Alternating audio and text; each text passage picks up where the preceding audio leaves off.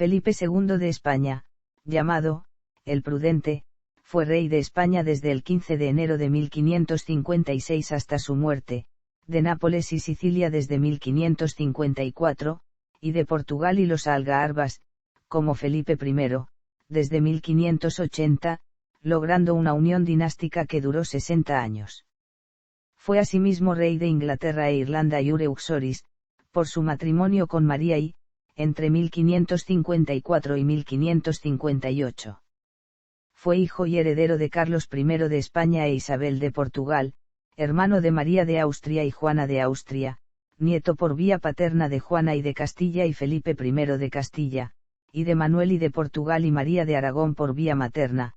Murió el 13 de septiembre de 1598 a los 71 años de edad, en el monasterio de San Lorenzo de El Escorial, para lo cual fue llevado desde Madrid en una silla tumbona fabricada para tal ocasión, dada la insistencia del monarca de pasar sus últimos días allí.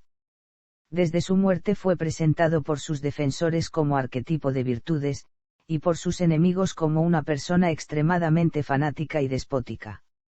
Esta dicotomía entre la leyenda blanca o rosa y leyenda negra fue favorecida por sus propios actos, ya que se negó a que se publicaran biografías suyas en vida y ordenó la destrucción de su correspondencia. Su reinado se caracterizó por la exploración global y la expansión territorial a través de los océanos Atlántico y Pacífico.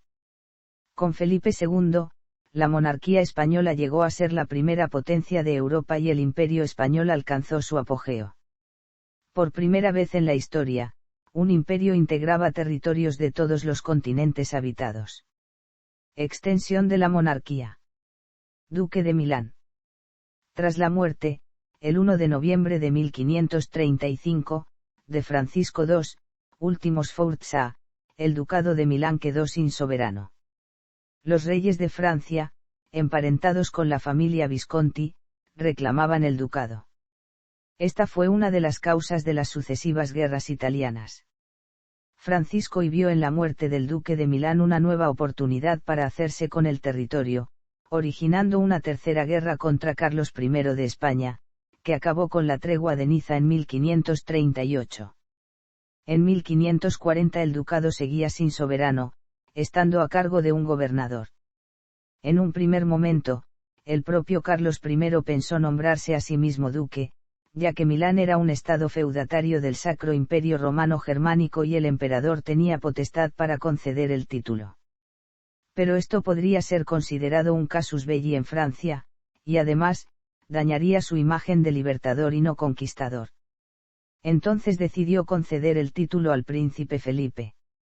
El 11 de octubre de 1540 fue investido Felipe como duque de Milán.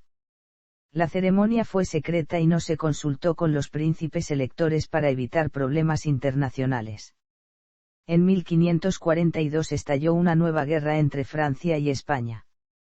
Entre las condiciones de la paz de Crepy, que puso fin a las hostilidades en 1544, se encontraba la boda de Carlos, duque de Orleans e hijo de Francisco I, con la hija de Carlos I, María de Habsburgo, o con la hija del rey de romanos Fernando, Ana de Habsburgo. La elección fue Milán, pero en 1545 la muerte del duque de Orleans dejó sin validez los acuerdos. Nuevamente de forma secreta el príncipe Felipe fue investido duque el 5 de julio de 1546. En 1550 se hizo finalmente público el nombramiento de Felipe y, el 10 de febrero del mismo año, Faraante y Gonzaga, gobernador de Milán, le prestó juramento de fidelidad en su nombre y en el de la ciudad. Rey de Nápoles. A finales de 1553 se anunció la boda de Felipe con su tía segunda, la reina de Inglaterra, María I. Pero resultaba que Felipe era únicamente príncipe y duque. No podía haber matrimonio entre la reina y alguien de rango inferior.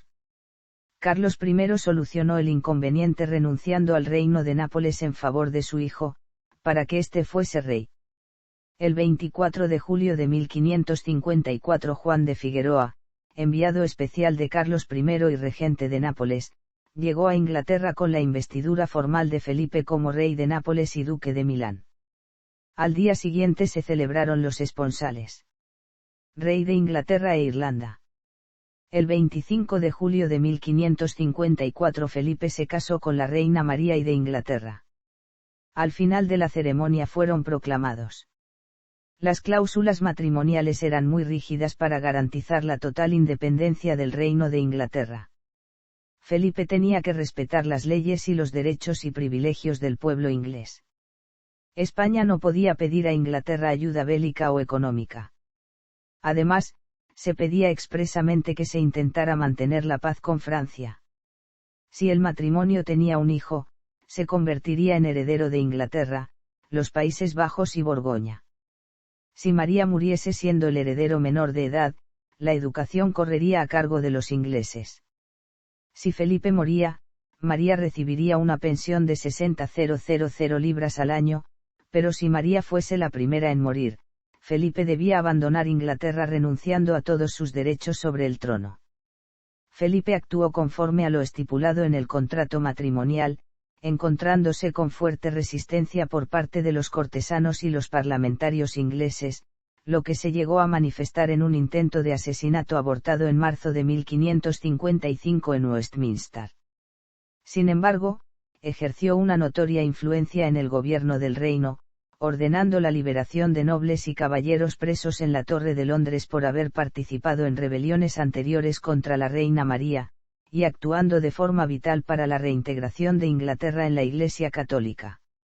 Tras su partida a los Países Bajos, un consejo escogido de ingleses enviaba misivas a Felipe demandando su opinión y recomendaciones sobre los distintos asuntos de gobierno que debatía, llegando a seguir fielmente las directrices que el rey les hacía llegar posteriormente. Durante una parte importante de su reinado estuvo ausente, especialmente a partir de 1556, cuando su padre abdicó en favor de él las coronas de España, Sicilia y Cerdeña. El 17 de noviembre de 1558, encontrándose en los Países Bajos, la reina María y Tudor falleció sin haber tenido descendencia. Su hermana ascendió al trono como Isabel I de Inglaterra, reconocida como tal por el ya rey Felipe. Soberano de los Países Bajos y duque de Borgoña. En 1555 Carlos I, ya mayor y cansado, decidió renunciar a más territorios en favor de su hijo Felipe.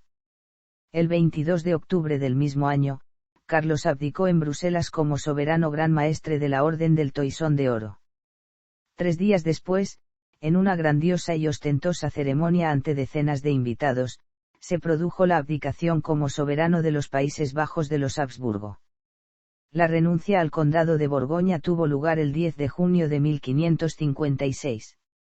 Carlos pensó que España defendiese desde esos territorios al Sacro Imperio Romano Germánico, más débil que Francia. A diferencia de Castilla, Aragón, Nápoles y Sicilia, los Países Bajos no eran parte de la herencia de los reyes católicos y veían al monarca como un rey extranjero y lejano. Los estados del norte pronto se convirtieron en un gran campo de batalla, ayudados por Francia e Inglaterra, que explotaron la situación de rebelión constante de Flandes para debilitar a la corona española.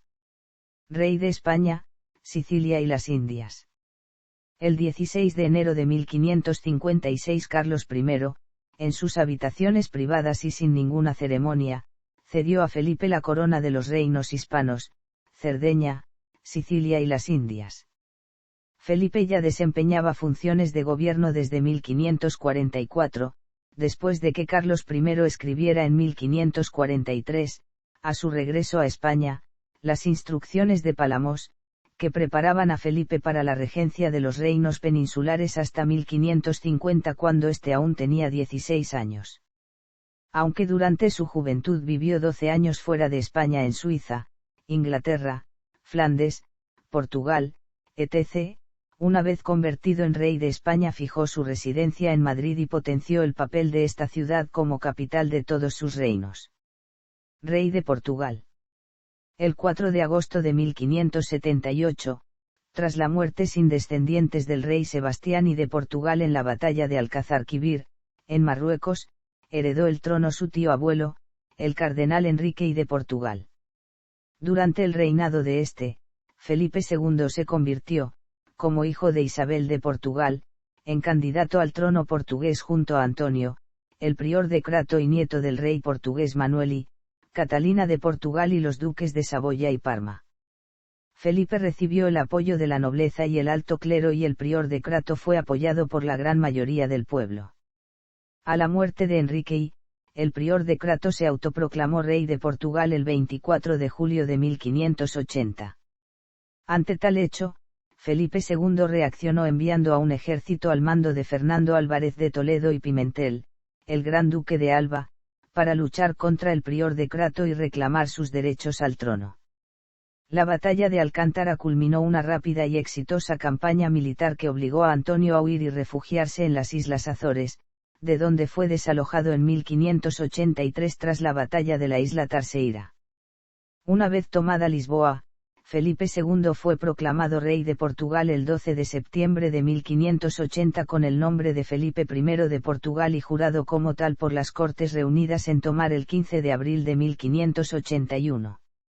Reinó Portugal desde Madrid y designó a Fernando Álvarez de Toledo condestable de Portugal y virrey de Portugal, máximos cargos en aquel país después de la persona del propio monarca. Felipe II lograba la tan ansiada unificación de la península ibérica bajo un único rey español. Cultura y arte.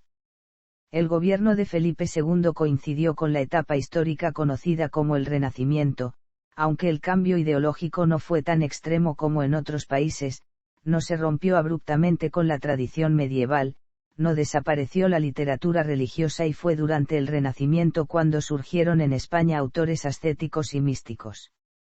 La literatura religiosa estuvo encabezada por escritores como Santa Teresa de Jesús, San Juan de la Cruz, Fray Luis de Granada, Fray Luis de Molina, San Juan de Ávila y Fray Juan de los Ángeles.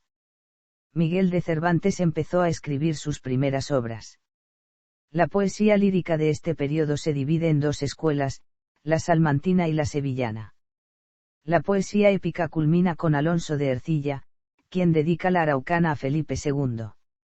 En el teatro destaca Lope de Rueda, uno de los primeros actores profesionales españoles, considerado precursor del teatro de Lope de Vega, quien aún acaparará más importancia en el reinado de Felipe III, al igual que Miguel de Cervantes.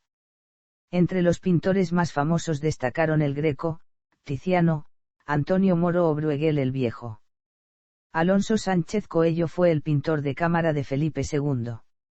Fue el apogeo de los arquitectos españoles, entre ellos Juan de Herrera, Juanelo Turriano, Francisco de Mora o Juan Bautista de Toledo, lo que tuvo como resultado la aparición de un nuevo estilo que se caracterizó por el predominio de los elementos constructivos, la ausencia decorativa, las líneas rectas y los volúmenes cúbicos. Este estilo fue bautizado posteriormente como estilo herreriano. Estos afamados arquitectos construyeron edificios religiosos y mortuorios como el Monasterio de El Escorial o la Catedral de Valladolid, civiles o administrativos como la Casa de la Panadería de Madrid o la Casa de la Moneda de Segovia, y militares como la Ciudadela de Pamplona. Los compositores más notables de música sacra durante el reinado de Felipe II fueron Tomás Luis de Victoria y Francisco Guerrero. También se publicó en 1576 uno de los últimos libros de Vihuela, El Parnaso de Esteban Daza. Alonso Lobo compuso su conocida obra Versa est in luctum a la muerte de Felipe II. De hecho, a esta época, en la que sobresalieron escritores y dramaturgos de gran talla, y acababan de nacer los que se destacaron bajo el gobierno de Felipe III, se le conoce como el siglo de oro o el apogeo de la cultura española. Ciencia y tecnología. El rey prudente ejerció de mecenas de numerosos proyectos científicos, pero limitados la mayoría de ellos a materias matemáticas, geográficas, cosmográficas y de ingeniería naval. En 1552 creó la Cátedra de Cosmografía en la sevillana Casa de Contratación, donde se explicaba el libro de Pedro de Medina.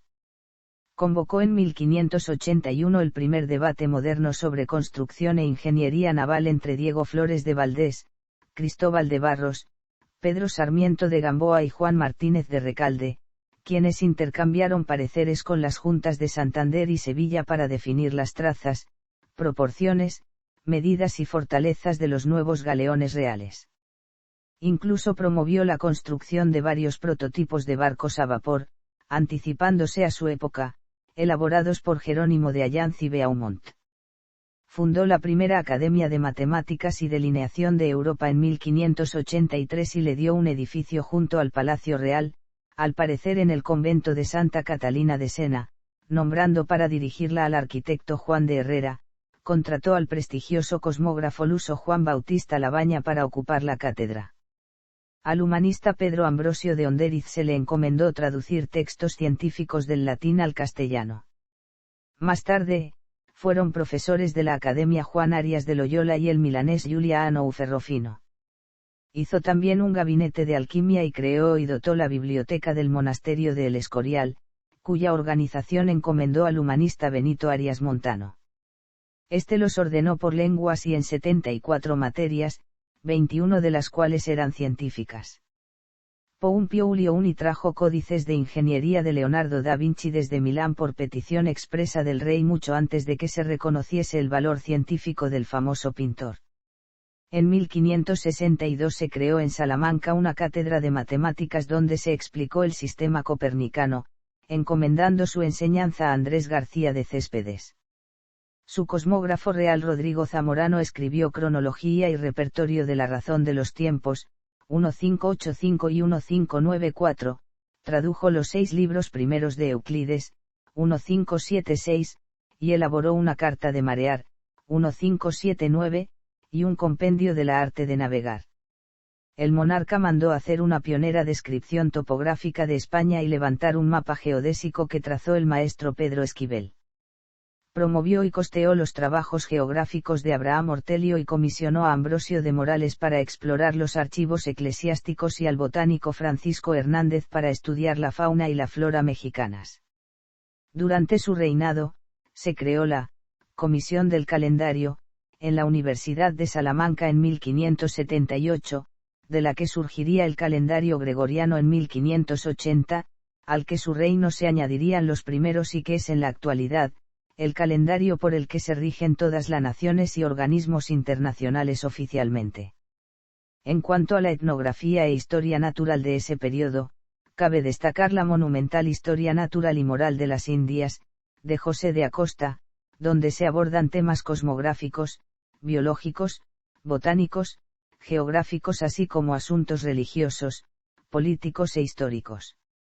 La cirugía y la urología también fueron objeto de estudio en esta época, como por ejemplo el trabajo de Francisco Díaz de Alcalá sobre la enfermedad de los riñones, siendo este uno de los trabajos pioneros en este campo y siendo, por ello, considerado como padre de la urología universal. En la época de Felipe II se emprendieron muchas actividades para el análisis de las aguas del imperio, y protomédicos como Miguel Martínez de Leiva realizaron estudios y compendios sobre la peste y sus remedios. Política interior. Durante su reinado hizo frente a muchos problemas internos entre los cuales caben destacar, su hijo Carlos, su secretario Antonio Pérez y la Guerra de las Alpujarras. También acabó con los focos protestantes en España, localizados principalmente en Valladolid y Sevilla. El príncipe Carlos y el problema dinástico. El príncipe Carlos nació en 1545, hijo de la primera esposa de Felipe, María de Portugal, con la que éste se había casado 2 años antes y que murió en el parto. Caracterizado por su desequilibrio mental, de muy posible origen genético, pues tenía 4 bisabuelos y 6 tatarabuelos, Carlos tuvo una complexión débil y enfermiza. Fue educado en la Universidad de Alcalá junto al medio hermano del rey, don Juan de Austria. Conspiró con poco disimulo con los rebeldes flamencos contra su padre. Tras asombrosos escándalos relacionados con esto, como el intento de acuchillar en público al duque de Alba, fue detenido por su propio padre, procesado y encerrado en sus aposentos. Posteriormente fue trasladado al castillo de Arévalo donde murió de inanición y en total delirio en 1568. Este terrible hecho marcó profundamente, y de por vida, la personalidad del monarca.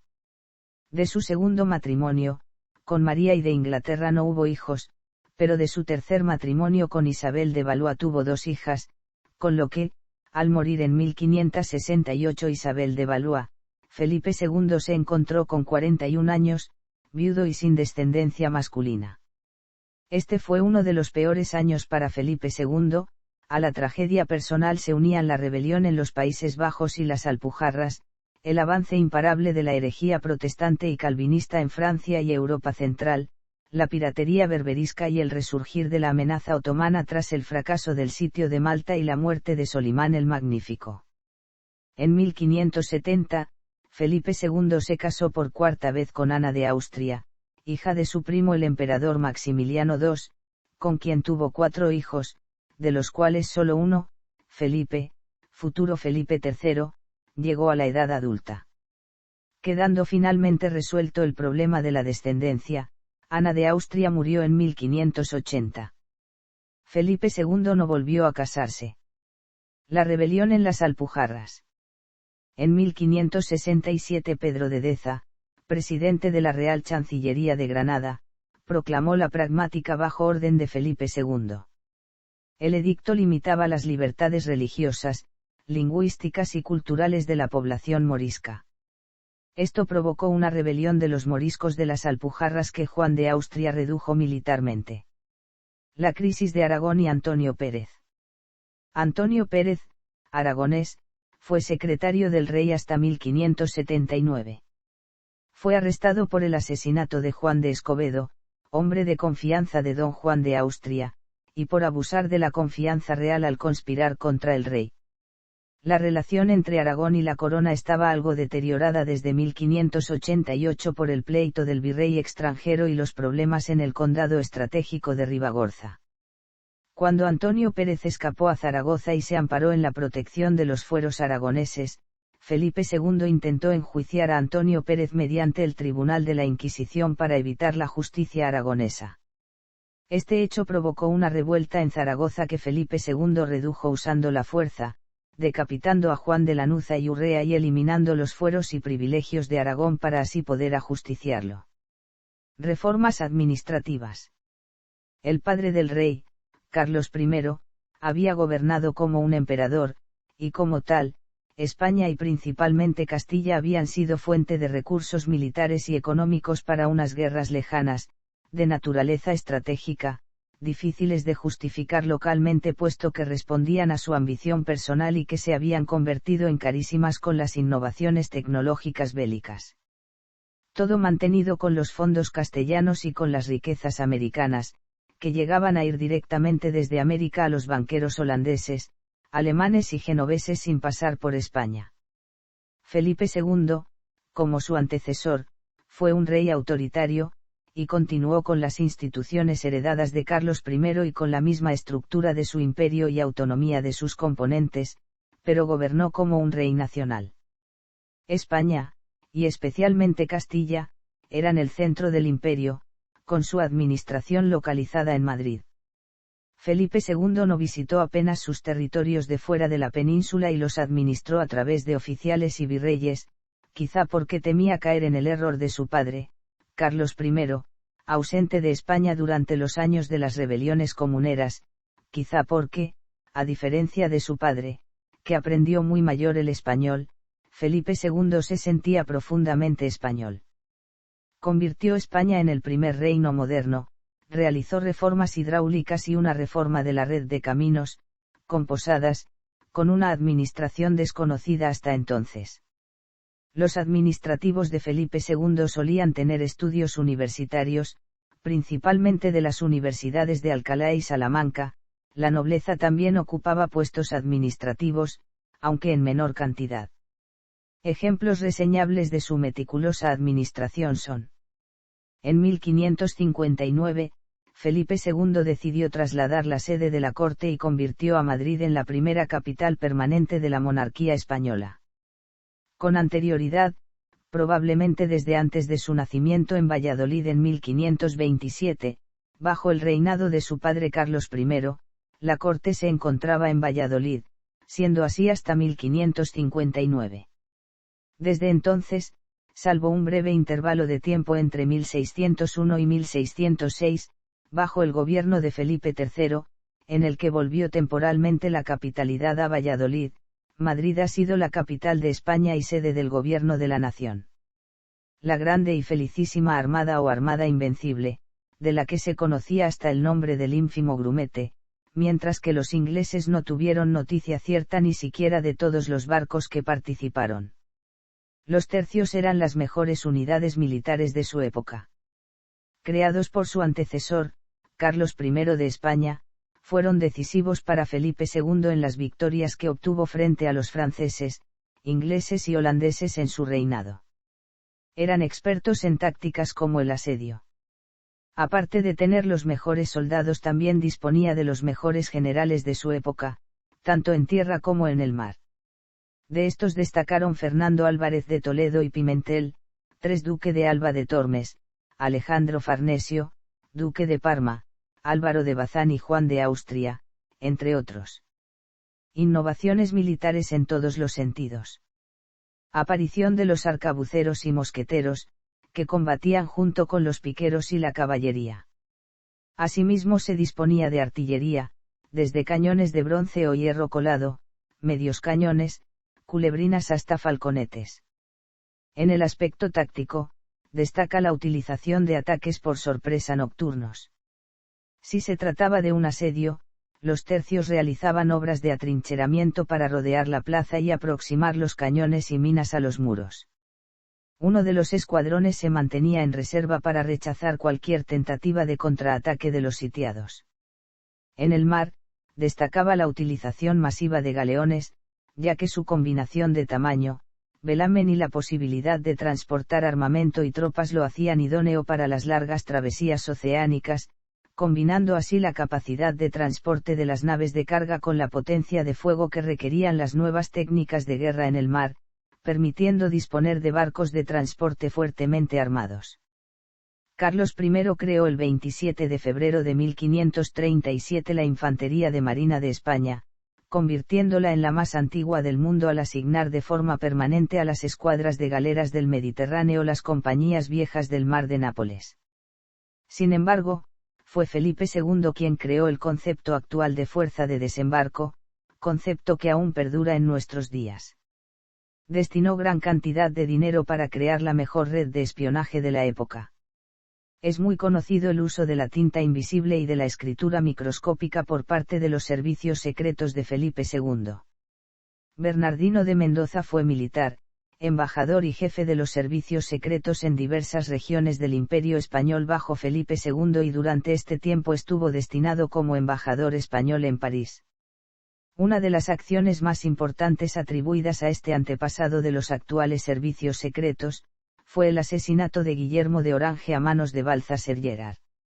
Creación del Camino Español, una ruta terrestre para transportar dinero y tropas desde las posesiones españolas en Italia, hacia los Países Bajos españoles. El comercio con las Indias estaba fuertemente controlado. Por ley, esas posesiones españolas solo podían comerciar con un puerto en España. Los ingleses, holandeses y franceses trataron de romper el monopolio, pero este duró durante más de 2 siglos. Gracias al monopolio, España se convirtió en el país más rico de Europa. Esta riqueza permitió sufragar sobre todo las guerras contra los protestantes del centro y norte de Europa. También causó una enorme inflación en el XVI, lo que prácticamente destruyó la economía española. Felipe II se comunicaba casi diariamente con sus embajadores, virreyes y oficiales repartidos por el imperio mediante un sistema de mensajeros que tardaba menos de 3 días en llegar a cualquier parte de la península o unos 8 días en llegar a los Países Bajos. En 1566 realizó una reforma monetaria con el fin de aumentar el valor del escudo de oro y se pusieron en circulación diferentes especies de vellón rico. En 1567 Felipe II encargó a Jerónimo Zurita y Castro reunir los documentos de Estado de Aragón e Italia y juntarlos con los de Castilla en el castillo de Simancas, creando uno de los mayores archivos nacionales de su tiempo. El gobierno mediante consejos instaurado por su padre, seguía siendo la columna vertebral de su manera de dirigir el Estado. El más importante era el Consejo de Estado del cual el rey era el presidente. El rey se comunicaba con sus consejos principalmente mediante la consulta, un documento con la opinión del Consejo sobre un tema solicitado por el rey. Asimismo existían 6 consejos regionales, el de Castilla, de Aragón, de Portugal, de Indias, de Italia y de Países Bajos, y ejercían labores legislativas, judiciales y ejecutivas. Felipe II también gustaba de contar con la opinión de un grupo selecto de consejeros, formado por el catalán Luis de Requesens, el castellano Gran Duque de Alba, el vasco Juan de Idiáquez, el cardenal borgoñés Antonio Perrenot de Granvela y los portugueses Rui Gómez de Silva y Cristóbal de Moura, repartidos por diferentes oficinas o siendo miembros del Consejo de Estado. Felipe II y sus secretarios se encargaban directamente de los asuntos más importantes, otro grupo de secretarios se dedicaba a asuntos cotidianos. Con Felipe II la figura de secretario del rey alcanzó una gran importancia. Entre sus secretarios destacan Gonzalo Pérez, su hijo Antonio Pérez, el cardenal Granvela y Mateo Vázquez de Leca. En 1586 creó la Junta Grande, formada por oficiales y controlada por secretarios. Otras juntas dependientes de esta, eran la de milicia, de población, de cortes, de arbitrios y de presidentes. Finanzas. Durante su reinado, la Hacienda Real se declaró en bancarrota 3 veces, aunque, en realidad, eran suspensiones de pagos, técnicamente muy bien elaboradas según la economía moderna, pero completamente desconocidas por entonces. Felipe II heredó una deuda de su padre de unos 20 millones de ducados y dejó a su sucesor una que quintuplicaba esta deuda. En 1557, al poco de entrar al poder el rey, la corona hubo de suspender los pagos de sus deudas declarando la primera bancarrota. Pero los ingresos de la corona se doblaron al poco de llegar Felipe II al poder, y al final de su reinado eran 4 veces mayor que cuando comenzó a reinar, pues la carga fiscal sobre Castilla se cuadruplicó y la riqueza procedente de América alcanzó valores históricos. Al igual que con su predecesor, la riqueza del imperio recaía principalmente en Castilla y dependía de los avances a gran interés de banqueros neerlandeses y genoveses. Por otra parte, también eran importantes los ingresos procedentes de América, los cuales suponían entre un 10% y un 20% anual de la riqueza de la corona. Los mayores consumidores de ingresos fueron los problemas en los Países Bajos y la política en el Mediterráneo, juntos, unos 6 millones de ducados al año. El estado de las finanzas dependía totalmente de la situación económica castellana. Los Países Bajos eran los principales receptores de la lana castellana y, debido al ya abierto conflicto de los Países Bajos, la ruta lanera se interrumpió, lo que produjo una recesión en la economía castellana en 1575. Como consecuencia, en ese mismo año se produjo una segunda suspensión de pagos al declararse la segunda bancarrota. En 1577 se llegó a un acuerdo con banqueros genoveses para seguir adelantando dinero a la corona, pero a un precio muy alto para Castilla, que agravó su recesión. Esto se conoce como el Remedio General, de 1577, que consistió en una consolidación de la deuda a largo plazo, pudiendo llegar a 70 u 80 años. Se entregaron así juros a los acreedores como compromiso de la corona de la devolución del dinero con un interés del 7%. Dicho dinero se iría devolviendo a medida que se volviera a tener de nuevo liquidez y con el aval de los metales americanos. Paralelamente, entre 1576 y 1588, Felipe usó la intermediación financiera de Simón Ruiz, que le facilitaba pagos, cobros y préstamos a través de letras de cambio. Anteriormente a Felipe II ya existían diversos impuestos, la alcabala, impuesto de aduanas, la cruzada impuesto eclesiástico, el subsidio, impuestos sobre rentas y tierras y las tercias reales, impuestos a órdenes militares. Felipe II, además de subir estos durante su reinado, implantó otros, entre ellos el excusado en 1567, impuestos sobre parroquias. De la Iglesia Felipe II consiguió recaudar hasta el 20% de la riqueza de la corona, lo que supuso la crítica de algunos eclesiásticos. En 1590 se aprueban en las Cortes los millones, consistentes en 8 millones de ducados al año para los 6 siguientes años, los cuales se dedicaron en la construcción de una nueva armada y para la sangrante política militar. Esto terminó por arruinar a las ciudades castellanas y fulminar con los ya débiles intentos de industrialización que quedaban. En 1597 se produjo una nueva suspensión de pagos al declararse la tercera bancarrota, recurriéndose a un nuevo remedio general. Esto provocó un gigantesco y desproporcionado endeudamiento de la corona, pero permitió la continuación de la política exterior. Tras la ya malparada situación económica en Castilla que recibió de Carlos I, Felipe II dejó España al borde de la crisis. La vida de los españoles del tiempo era dura, la población soportaba una inflación brutal, por ejemplo, el precio del grano subió un 50% en los últimos 4 años del siglo, la carga fiscal, tanto en productores como en consumidores, era excesiva. Debido a la inflación y la carga fiscal, cada vez existían menos negocios, mercaderes y empresarios dejaban sus negocios en cuanto podían adquirir un título nobiliario, con su baja carga fiscal. En las últimas Cortes, los diputados protestaron efusivamente ante otra demanda de más dinero por parte del rey, urgiendo por una retirada de los ejércitos de Flandes, buscar la paz con Francia e Inglaterra y concentrar su formidable poder militar y marítimo en la defensa de España y su imperio. En 1598, Felipe II firmó la paz con Francia, con Flandes no consiguió un acuerdo e Inglaterra no ponía las cosas fáciles con su constante piratería y hostilidad hacia España. La situación se agravaría con Felipe III debido a la reducción de ingresos procedentes de América y se comenzarían a oír aún más voces acerca de que Castilla no podía seguir soportando la carga de tantas guerras y de que el resto de miembros debían también contribuir al bien común. La presión fiscal en Aragón, sin ser tan brutal como la de Castilla, no era mucho menor. Pero en este caso, la mayor parte de lo recaudado no iba a formar parte de la corona española sino que, gracias a la protección de los fueros, pasaban a formar parte de la riqueza de la oligarquía y de la nobleza de esos reinos. El comercio en el Mediterráneo para Aragón, especialmente Cataluña, seguía muy dañado por el dominio turco y la competencia de genoveses y venecianos. Los ingresos procedentes de otras partes del imperio, Países Bajos, Nápoles, Milán, Sicilia, se gastaban en sus propias necesidades. La anexión de Portugal fue económicamente un gran esfuerzo para Castilla, pues pasó a costear la defensa marítima de su extenso imperio sin aportar Portugal nada al conjunto.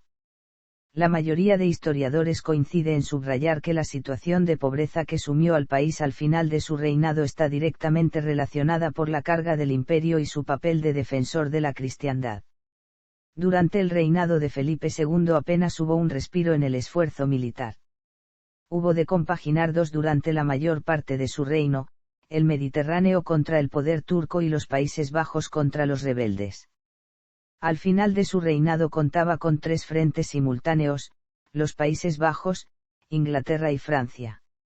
La única potencia capaz de soportar esta carga en el XVI era España, pero con unos beneficios discutibles y a un precio muy alto para sus habitantes. Política exterior. Caracterizada por sus guerras contra Francia, los Países Bajos, el Imperio Turco e Inglaterra. Guerras con Francia. Felipe II mantuvo las guerras con Francia, por el apoyo francés a los rebeldes flamencos, obteniendo una gran victoria en la batalla de Saint-Quentin, librada el 10 de agosto de 1557, festividad de San Lorenzo, en recuerdo de la cual hizo edificar el monasterio de El Escorial, edificio con planta en forma de parrilla que simboliza el martirio del santo. En este monumental y sobrio palacio, el más grande de su tiempo, ya llamado entonces la octava maravilla del mundo, concretamente en la cripta real están enterrados desde entonces casi todos los reyes españoles y sus miembros familiares más cercanos. A esta victoria contra los franceses se sumó un decisivo triunfo posterior en la batalla de Gravelinas, en 1558. Como consecuencia de estos fulminantes éxitos españoles se firmó la Paz de Cateaucambresis de 1559, tratado en el que Francia reconoció la supremacía española, los intereses españoles en Italia se vieron favorecidos y se pactó el matrimonio con Isabel de Valois, reina de España. Pero, en Flandes, los problemas continuaron a partir de 1568 por el apoyo a los rebeldes flamencos de los hugonotes franceses. Al término de las guerras italianas en 1559, la Casa de Austria había conseguido asentarse como la primera potencia mundial, en detrimento de Francia. Los estados de Italia, que durante la Edad Media y el Renacimiento habían acumulado un poder desproporcionado a su pequeño tamaño, vieron reducido su peso político y militar al de potencias secundarias, desapareciendo algunos de ellos. En 1582, Álvaro de Bazán derrotó a una escuadra de corsarios franceses en la batalla de la isla Terceira, en la que se emplearon por primera vez en la historia fuerzas de infantería de tierra para la ocupación de playa, barcos y terreno, lo que se considera como el nacimiento de la infantería de marina. En 1590, aprovechando la muerte del cardenal de Borbón, rey de Francia por la Liga Católica, Felipe II intervino en las guerras de religión de Francia contra Enrique IV. En los Estados Generales de 1593 convocados por el duque de Mayenne, como lugarteniente general rival a Enrique IV, denegaron reconocer a Isabel Clara Eugenia, hija de Felipe II, como reina de Francia, lo que aprovechó Enrique IV para convertirse al catolicismo. La posición y esperanzas de Felipe II se desvanecieron hasta llegar a la paz de Vervins, en la que se restablecía la paz de Cateau-Cambrésis. Conflictos con los Países Bajos. Felipe II había recibido como herencia de su padre, Carlos I, los Países Bajos en unión del Franco Condado, para que España, en aquel entonces la nación más poderosa del mundo, defendiera al imperio frente a Francia. Por esta razón, era un punto a la vez estratégico y de debilidad para Felipe II. Estratégico, pues a mediados del 16 Amberes era el puerto más importante de Europa del Norte, que servía como base de operaciones a la Armada Española, y un centro donde se comerciaba con bienes de toda Europa y se vendía la lana castellana. Lana, de oveja merina, procesada en los Países Bajos que, vendida a precios razonables, llegaría manufacturada a España, con el correspondiente valor añadido, pero menor que si hubiera sido manufacturada en la península, puesto que allí la mano de obra era más barata. España era un foco de inflación para los Países Bajos debido al oro llegado de América, favoreciendo los altos salarios. Una debilidad, pues para los Países Bajos no solo supuso un cambio de rey, sino también un cambio de dueño. Pasaron de formar parte de un imperio a formar parte del reino más poderoso de la época. A diferencia de Castilla, Aragón y Nápoles, los Países Bajos no eran parte de la herencia de los reyes católicos, y veían a España como un país extranjero. Así lo sentían los propios ciudadanos de los Países Bajos, pues veían, a diferencia de Carlos I, a un rey extranjero. A esto hay que añadir el choque religioso que se estaba gestando dentro de Flandes, y que sería azuzado por la posición de Felipe II en el plano religioso. Las guerras de religión volvían al corazón de Europa después de la guerra de Esmalcalda.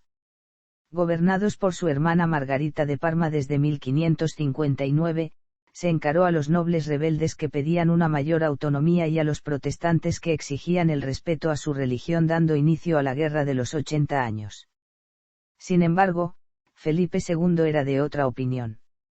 El rey quería aplicar los acuerdos tridentinos, como había exigido a Catalina de Médicis en Francia contra la nobleza hugonota francesa. Al conocer en los Países Bajos la decisión de aplicar los acuerdos tridentinos, las mismas autoridades civiles se mostraron reacias a aplicar las penas dictadas por los inquisidores y, fruto de un gran malestar, comenzó un ambiente de revolución. La baja nobleza se concentró en Bruselas el 5 de abril de 1566 en el palacio de la gobernadora, siendo despreciada como mendigos, adjetivo que tomarían los siguientes nobles en sus reivindicaciones, vistiéndose como tales. Los miembros del Compromiso de Breda mandaron a Madrid a Floris de Maant-Marensi, barón de Maantini, y luego al marqués de Verges, que ya no volverían. Tras aumentar la tensión y los conflictos en Amberes, la gobernadora pidió al Guillermo de Orange que pusiera orden, aceptando este de mala gana pero pacificando la ciudad. El príncipe de Orange, el conde de Egmont y el conde de Horn volvieron a pedir a Margarita de Parma más libertad. Ella se lo hizo saber a su hermano, pero Felipe II no cambiaba de opinión y avisaba de sus intenciones al Papa. Antes de que llegaran estas noticias, el 14 de agosto un grupo de incontrolados calvinistas asaltó la principal iglesia de Saint-Omer. Le siguió una rebelión generalizada en Ypres, Courtrai, Valenciennes, Tournai y Amberes. Felipe II recibió a Maantini y le prometió convocar al Consejo de Estado de España. El 29 de octubre de 1566, el rey convocó a los consejeros más allegados, Eboli, Alba, Feria, el cardenal Espinosa, don Juan Manrique y el conde de Chinchón, junto con los secretarios de Estado Antonio Pérez y Gabriel Zayas. El acuerdo fue proceder de manera urgente, y, pese a las diferencias en la forma, el monarca optó por la fuerza. Así se acordó mandar al tercero duque de Alba a sofocar las rebeliones. Este hecho propició un enfrentamiento entre el príncipe don Carlos y el duque de Alba, puesto que el heredero se veía desplazado de sus asuntos. El 28 de agosto el duque de Alba llegó a Bruselas. El duque de Alba, al frente del ejército, efectuó rápidamente una durísima represión ajusticiando a los nobles rebeldes, lo que propició la dimisión de Margarita de Parma como gobernadora de los Países Bajos, dimisión al punto aceptada por su hermano el rey. Además, el 9 de septiembre, Egmont y Horn fueron prendidos, y degollados el 5 de junio de 1568.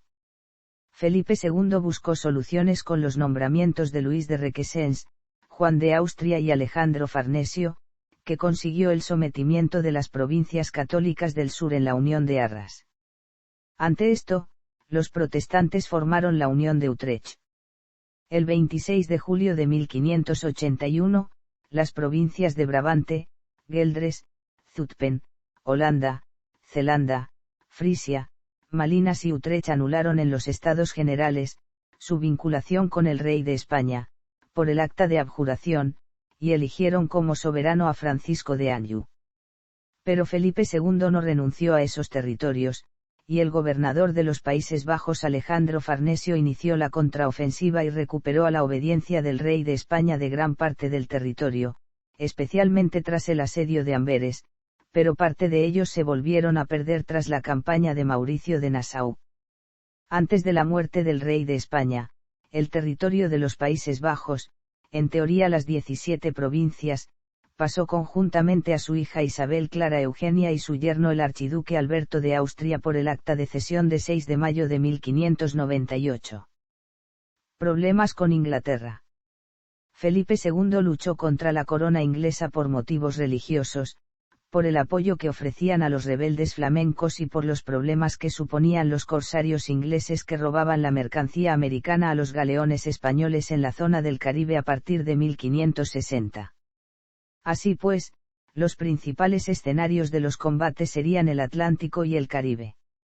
Se ha mostrado en varias obras literarias y especialmente en películas el agobio causado por la continua piratería inglesa y francesa contra sus barcos en el Atlántico y la consecuente disminución de los ingresos del oro de las Indias.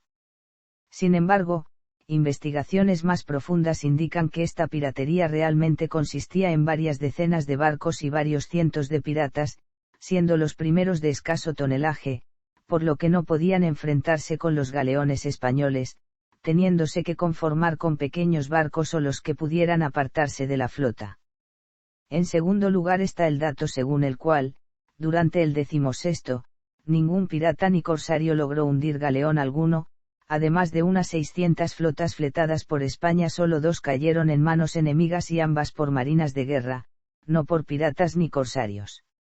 La ejecución de la reina católica de Escocia, María Estuardo, le decidió a enviar la llamada Grande y Felicísima Armada en 1588, la cual fracasó. El fracaso posibilitó una mayor libertad al comercio inglés y neerlandés, un mayor número de ataques a los puertos españoles, como el de Cádiz que fue incendiado por una flota inglesa en 1596, y, asimismo, la colonización inglesa de Norteamérica. A partir de estos hechos y hasta el final de la guerra, España e Inglaterra consiguieron victorias a la par en los combates navales librados por ambos reinos, tanto en la mar como en tierra. Con lo que la guerra se mantuvo en un empate de pérdidas de recursos para los países hasta el final.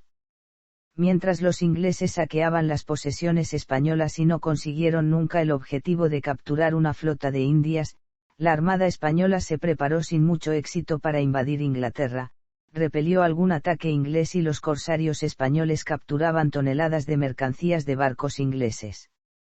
Los ataques ingleses solían acabar en fracasos con pérdidas nada desdeñables, entre los que destacó el fracaso de la Invencible inglesa. La situación se equilibró, hasta que Felipe III firmó el Tratado de Londres en 1604, con Jacobo I, sucesor de Isabel I. En algunas de las expediciones bajo su mando, se llegó a desembarcar en el sur de Inglaterra o en Irlanda. Además, un sistema sofisticado de escolta y de inteligencia frustraron la mayoría de los ataques corsarios a la flota de Indias a partir de la década de 1590, las expediciones bucaneras de Francis Drake, Martin Frobisher y John Hawkins en el comienzo de dicha década fueron derrotadas. Guerras con el Imperio Otomano. El Imperio Otomano, que ya había sido contrincante de Carlos I de España, se volvió a enfrentar al Imperio Español.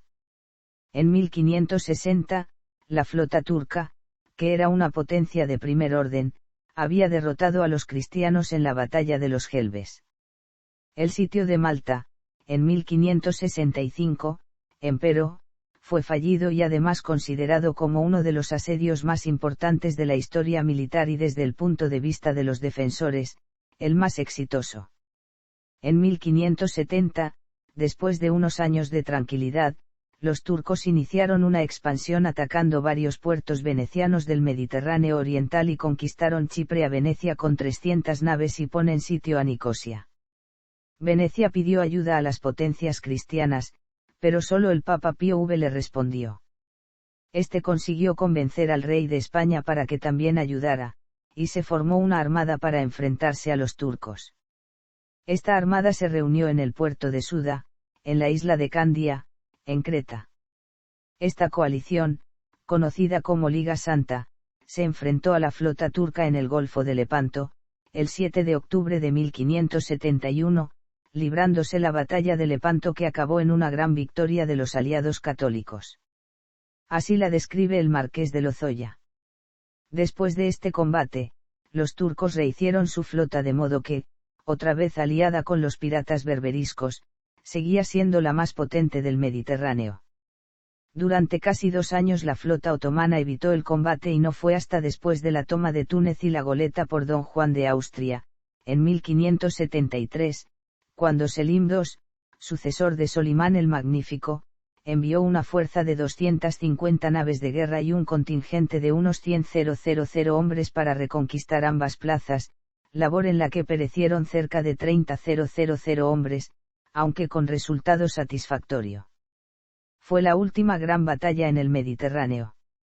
Sin embargo, lo que no habían resuelto las batallas y los combates, lo resolvieron la diplomacia y las negociaciones internacionales, para beneficio de ambos imperios.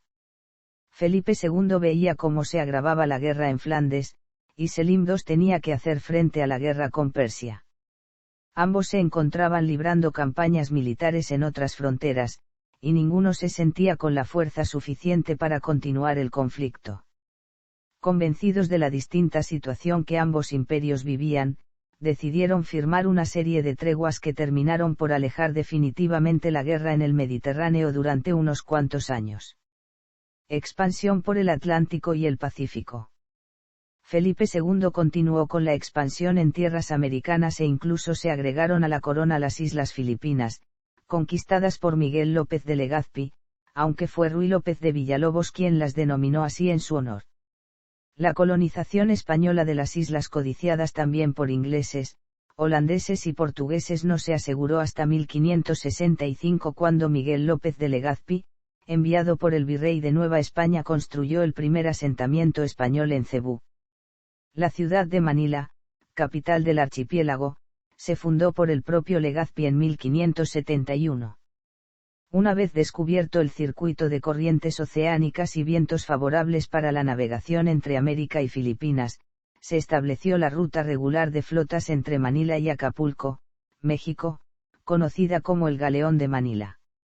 Florida fue colonizada en 1565 por Pedro Menéndez de Avilés al fundar San Agustín y al derrotar rápidamente un intento ilegal del capitán francés Jean Rayboult y 150 hombres de establecer un puesto de aprovisionamiento en el territorio español. San Agustín se convirtió rápidamente en una base estratégica de defensa para los barcos españoles llenos de oro y plata que regresaban desde los dominios de las Indias. En el Pacífico Sur, frente a las costas del actual Chile, Juan Fernández descubrió una serie de islas entre los años 1563 y 1574. Le puso su propio nombre a ese archipiélago, quedando finalmente conocidas como Archipiélago Juan Fernández.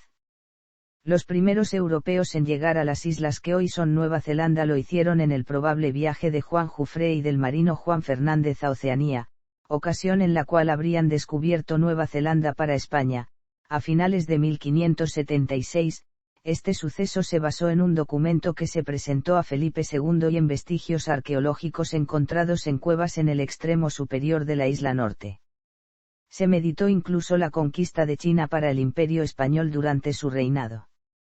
Como demuestra una carta del gobernador y el arzobispo de Filipinas, en la que ambos le comentaban que si les enviaba 5.000 hombres y 30 buques podrían hacer con China lo que Hernán Cortés había hecho en México.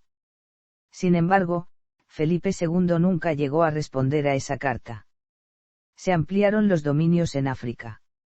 Mazagán, incorporada al imperio porque era una colonia portuguesa, al igual que Casablanca, Tánger, Ceuta y la isla de Perejil. Se reconquistó a los árabes el Peñón de Vélez de la Gomera, en una operación a cargo de García Álvarez de Toledo y Osorio, marqués de Villafranca del Bierzo y virrey de Cataluña. Además, debido a la anexión de Portugal, también se añadieron las colonias que este territorio poseía en Asia, Macao, Nagasaki y Malaca. Familia. Matrimonios e hijos. Casó en primeras nupcias con su prima hermana, la infanta María Manuela de Portugal el 15 de noviembre de 1543. Tuvieron un único hijo. Carlos de Austria, príncipe de Asturias.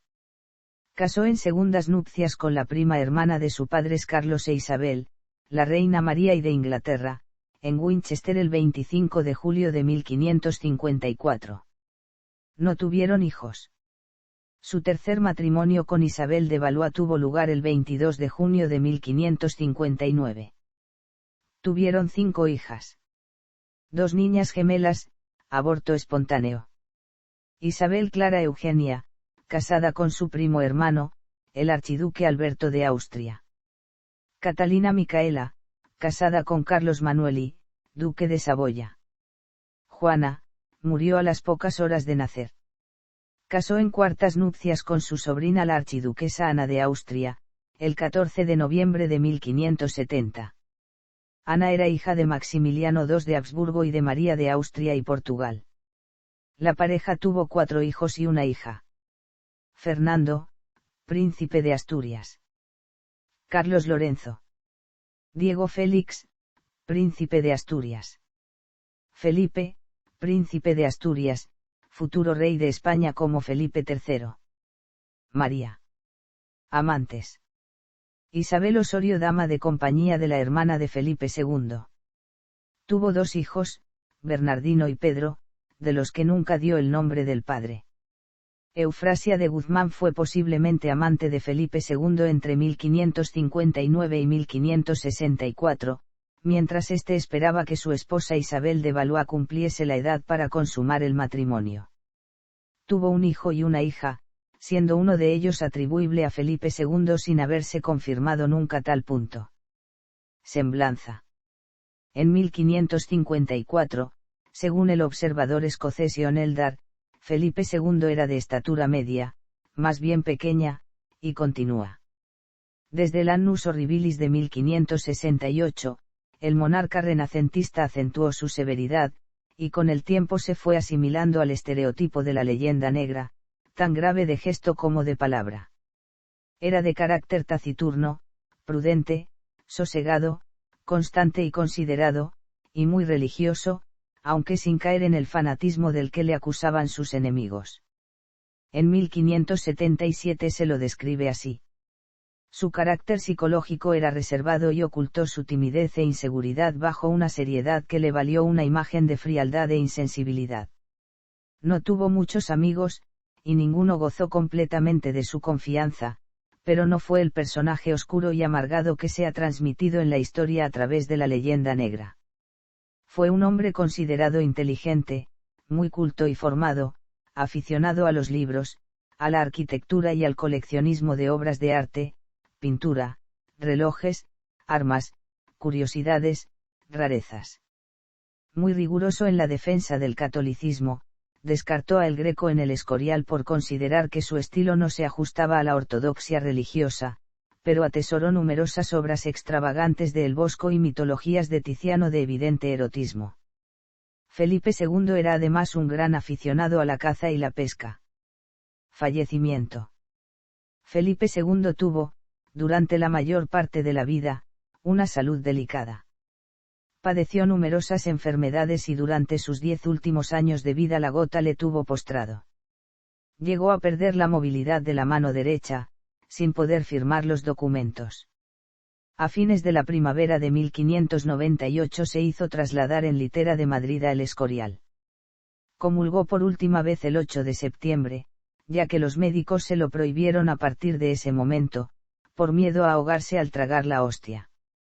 Se instaló en una reducida habitación desde cuya cama y a través de una pequeña abertura podía ver el altar mayor de la basílica y el tabernáculo que reposaba en él.